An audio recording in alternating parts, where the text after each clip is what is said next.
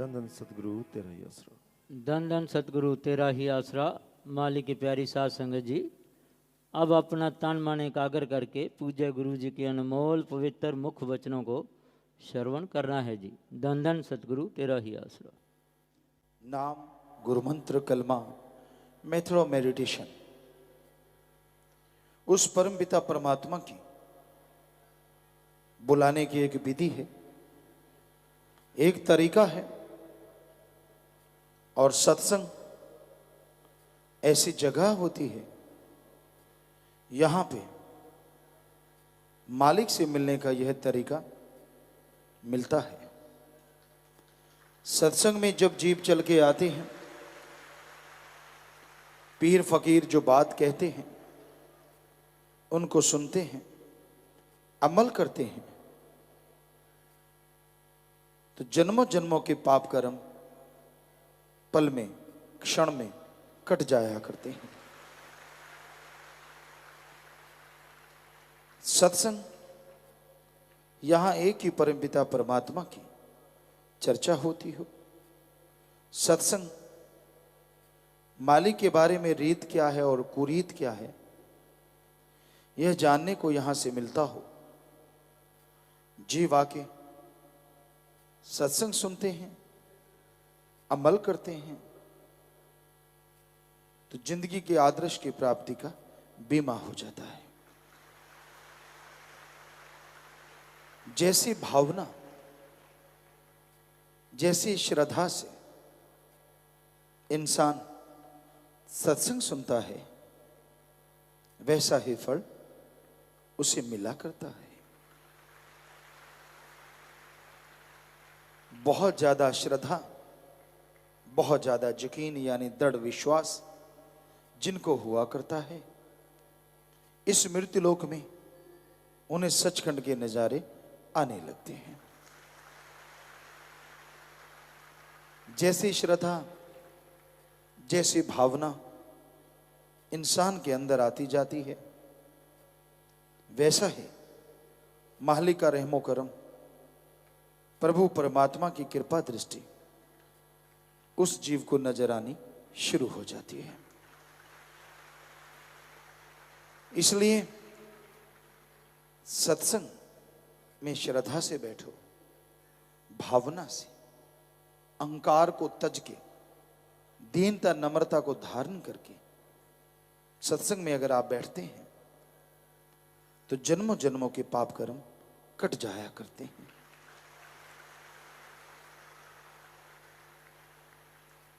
और सत्संग में अहंकार, खुद गर्जी से अगर आप बैठते हैं तो अगर घड़े को औंधा मार दिया जाए, चाहे अमृत बरस रहा हो, चाहे आम बरसात, औंधे घड़े में एक बूंद पानी नहीं आता। उसी तरह जो जीव अहंकार, खुदी, तकब्बर से जुड़े होते हैं, सत्संग में उन्हें कुछ हासिल नहीं हो पाता। कुछ ना कुछ तो मिलता है, पर जो मिलना चाहिए उसके काबिल नहीं बन पाते। सत्संग में खुले दिमाग से आके बैठो, तंग दिमाग से नहीं। सुनो और अमल करना सीखो। संत अल्लाह वाहिगुरु गॉड खुदा राम के पाक पवित्र वचन सुनाते हैं। जो जीव सुन के अमल कर लेते हैं, जो सुन के उन वचनों पे चलते हैं, यकीनन उनका भाग्य बदल जाया करता है। वो अभाग्यशाली से भाग्यशाली बन जाते हैं। कभी भी उन्हें भयानक दुख, तकलीफ, परेशानियों का सामना नहीं करना पड़ता। पहाड़ जैसे कर्म कंकर में बदल जाया करते हैं। दृढ़ यकीन, लगातार किया गया सुमरन उस कंकर की चुभन महसूस नहीं होने देता। तो इसलिए यह बहुत जरूरी है कि सत्संग में आओ, श्रद्धा भावना से पीर फकीर की बात को सुनो और अमल करना सीखो। उस मालिक को, ओम हरि अल्लाह वाहिगुरु गॉड को कोई अहंकार, कोई दिखावा पसंद नहीं है। जिनके हृदय में शुद्ध भावना है, जिनके दिलो दिमाग में शुद्ध विचार है, जिनका व्यवहार सच्चा है, वो परम पिता परमात्मा उनको जल्दी से जल्दी दर्श दीदार देके तमाम परेशानियों को दूर कर देता है। रूहानियत, परम पिता परमात्मा की शक्ति आत्मा को जो मिले, उसमें तो सच्चे दिल, सच्चे व्यवहार, सच्ची भावना को ही सब कुछ मिलता है। इंसान लगन से सेवा करे, भावना से दर्शन करे, तो सब कुछ हासिल होता है। वरना सब कुछ होते हुए भी इंसान कंगाल हो जाता है। हर इंसान अपनी मर्जी का मालिक है, कोई किसी का गुलाम नहीं। पर मर्जी का मालिक होते हुए भी जो ओम हरि अल्लाह वाहिगुरु राम के गुलाम हो जाते हैं, वो त्रिलोकी के राजा से भी सुखी हो जाते हैं। उसका गुलाम होना यानी वचनों पे अमल करना, दीनता नम्रता धारण करना, काम वासना क्रोध लोभ मोह अहंकार मन माया का डट के सामना करना। और इन सब का सामना सेवा और सुमरन से ही संभव है। और कोई जादू नहीं चलता, और कोई तरीका नहीं होता जिससे इन सातों को काबू किया जाए। ये एक चक्रव्यूह है। इंसान को इस चक्रव्यूह से निकलना है तो अपने पीर फकीर के अलावा किसी और की बात पे ध्यान ना दो। आदमी अपने गुरु पीर फकीर के वचन माने, उन पे अमल करे, तो जन्मों जन्मों के पाप कर्म कटते हैं, जीते जी टेंशन फ्री होता है और परमानंद से माला माल हो जाता है। तो अगर आप जिंदगी में बहारें बरकरार रखना चाहते हैं, अगर आनंद में जीवन गुजारना चाहते हैं, तो आप सत्संग सुनो और अमल करो। वचन सुन के उनको मानना अति जरूरी है। मुरीद जो मर मिटता है अपने पीर और मुर्शिद कामिल के वचनों पे, पीर और मुर्शिद कामिल पे, उन्हें मुरीद कहा जाता है। गुरु को ठोक बजा के देख लो, कहीं वो आपसे ठगी तो नहीं मारता, कोई स्वार्थ तो नहीं, कहीं वो आपकी जमीन जायदाद पे तो नहीं निगाह रखे बैठा, कहीं वो आपके धर्म मजहब के नाम पे तो नहीं आपको लड़ाता, किसी भी तरह का कोई स्वार्थ तो नहीं है आपसे। आप अगर सेवा करते हैं तो मानवता की, सारी दुनिया की सेवा है, और उसके बदले में आपके कुलों का उद्धार परमपिता परमात्मा ने कर देना है। सच्चा गुरु पीर फकीर राम नाम से जोड़ता है।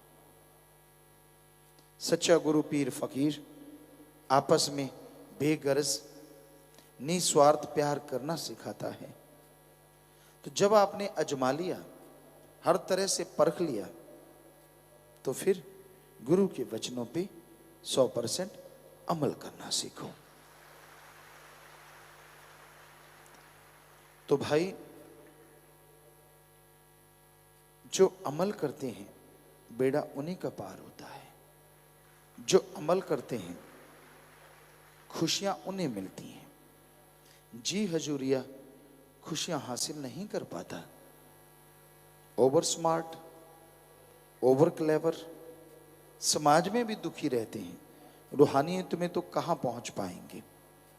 जाने अनजाने में इंसान बुरे कर्म कर बैठता है, बेअमली जिंदगी गुजारने लगता है। उसे चाहिए कि वो लगातार सुमरन करे, मालिक से मालिक को मांगे, अपने व्यवहार का सच्चा बने, दीनता नम्रता गहने के रूप में धारण करे और पीर फकीर के वचनों पे, क्योंकि वचन तो अल्लाह वाहिगुरु के होते हैं, बताने वाले फकीर होते हैं, उनको सुने, अमल करे तो जन्मों जन्मों के पाप कर्म कट के वो लज्जत, वो नशा, वो नूर मिलता है जो अनामी का होता है, जो खुशियों से इंसान को अंदर बाहर से माला माल कर देता है। तो संतों का काम बताना है, मानना ना मानना इंसान की मर्जी है। हर कोई मर्जी का मालिक, मान ले तो बेइंतहा खुशियां, जन्म जन्मों के पाप कर्म कट जाएं, ना माने तो अपने कर्मों का बोझ उठाए, कर्मों के तले दबता चला जाता है। तो भाई दीनता नम्रता धारण करो, राम नाम का जाप किया करो, यहाँ भी समय मिले नेकी भलाई करो, परहित परमार्थ करो। ऐसा कर्म करते जाओगे तो सुमरन में ध्यान लगने लगेगा, मालिक की तमाम बरकतों के आप हकदार बनते जाओगे और अंदर बाहर मालिक की खुशियों से माला माल हो जाओगे। चेहरे पे नूर आएगा, अंत्य करने में जरूर आएगा। और यकीन मानिए समय लग सकता है, लेकिन साधक के अंदर ये सब कुछ एक दिन जरूर आता है। जल्दबाजी नहीं, भावना शुद्धिकरण जरूरी है, उस पे छोड़ दीजिए, फल उसने देना है। आप तो ज्ञान जोगी और कर्म जोगी बने रहो। ये ना हो कि जरा सी बात पे पूंछ मरोड़ लो, जरा सी बात पे अपने मन के हत्थे चढ़ के और गिर जाओ। मन का डट के सामना करो, सेवा करो, सुमरन करो और मालिक से मालिक को मांगते हुए सो जाओ और मालिक से मालिक को मांगते हुए उठा करो। खाना खाते हो परम पिता परमात्मा का शुक्राना करो।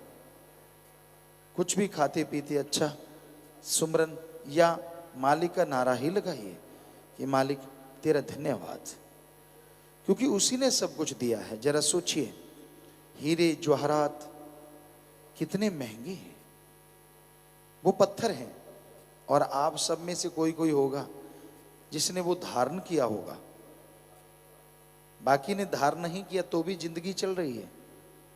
शुक्राना करो परम पिता परमात्मा का। कहीं शैतानी दिमाग आदमी का ऑक्सीजन को ही कैप्चर कर लेता, सिलेंडरों में भर लेता तो कौन जीता, इतनी महंगी होती ऑक्सीजन।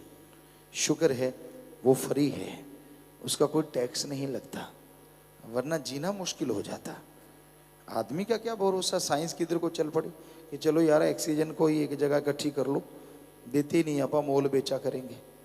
तो ये तो ईश्वर का ही कमाल मानिए, आदमी तो कसर नहीं छोड़ता, ये तो उसकी कृपा है, उसकी रहमत है कि ये फ्री है। तो खान पान की चीजें भी देखो, हीरे जवाहरात मोतियों से सस्ती ही हैं, चाहे महंगी होंगी लेकिन उनसे तो बहुत सस्ती हैं। छोटा सा हीरा लाखों हजारों का होता है और गेहूं का एक दाना हमें लगता है कुछ पैसों या रुपए में आ जाएगा, वो हीरे से बड़ा होता है। तो कहने का तात्पर्य ये है कि शुक्राना क्यों ना करें हम उस परम पिता परमात्मा का। और ये हम आपको गारंटी देते हैं, अगर आप उसका शुक्राना करते हैं तो वो कोई कमी नहीं छोड़ता, बल्कि शुक्राने के बदले आपको अपनी दया में रहमत से और माला माल करेगा।